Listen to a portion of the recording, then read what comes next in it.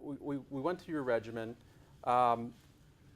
If you had doubts during your training, you've got this big goal, rigorous training, lifestyle changes. How did you approach and fight through like the toughest of times when you sort of really felt dark about it? Well, I had doubts from the day I committed to doing it. Logically, I had no idea how I could actually do an Ironman triathlon. So 3 things, as I look back, were the key to me making it through this. And now I see these 3 steps as something I will use time after time, every time I set a goal. The first thing I did is I broke it into small pieces. I stopped looking at what was going to happen 3 months down the road when I had to do that 15-mile run followed right after I got off a 90-mile bike ride, and started looking about what I had to do next week. And when I looked at next week, I could do next week.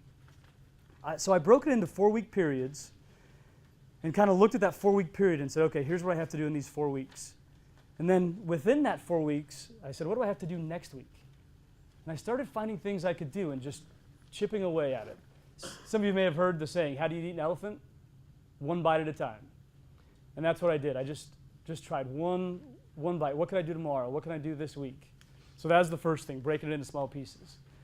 I did the same thing even on the day of the event, because I still had no idea how I was going to do that Ironman triathlon, even going up to the day. So I broke the entire event into small pieces. And I'll talk about that more as we get to the race day. The second thing I did is I built a routine.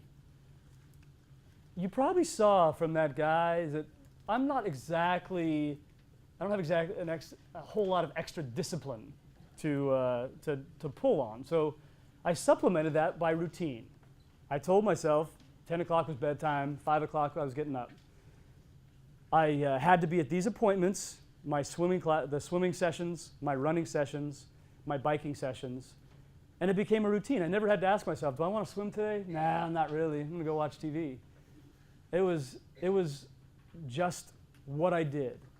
And so by building that routine, I didn't have to worry about my discipline. I could just focus on where I had to be at what time, and that's what was expected. The third thing, and I think the most powerful thing, is I visualize success.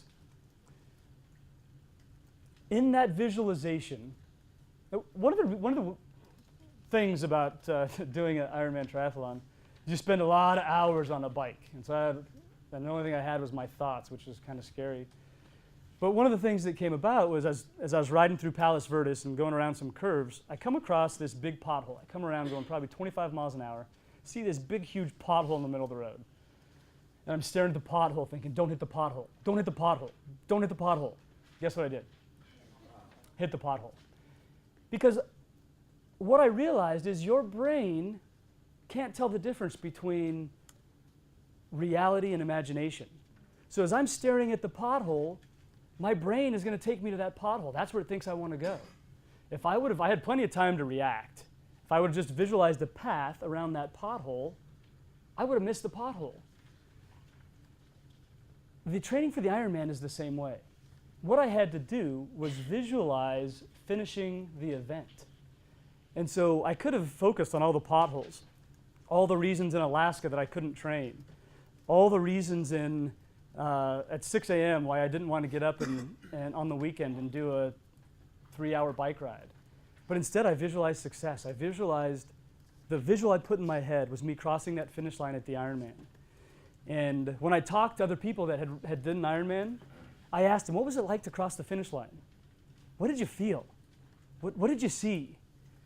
And I used all of their combined images to build my own. And so it was that image, that visualization of success, that I think my body didn't have any choice but take me to where my brain wanted to go.